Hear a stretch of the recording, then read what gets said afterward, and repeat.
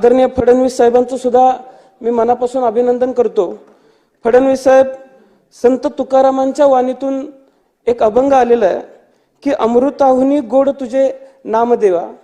आता संतांच्या वाणीतून सुद्धा आपलं नाव इतक्या गोड पद्धतीने घेतलं गेलेलं आहे।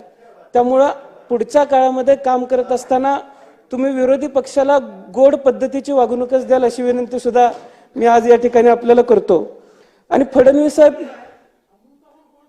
अमृताहुनी गोड मी मुद्दामच म्हणलं कारण पुराणामध्ये सुद्धा अमृताला एक वेगळं महत्त्व होतं। आणि आजही अगदी मी आपल्याला फडणवीस साहेब विनंती करेन की विरोधी पक्षाला सुद्धा आपण सहकार्य कराल। आदरणीय शिंदे साहेब असतील, आदरणीय अजितदादा असतील, सन्माननीय सदस्य असतील, यांचं सुद्धा मी मनापासून अभिनंदन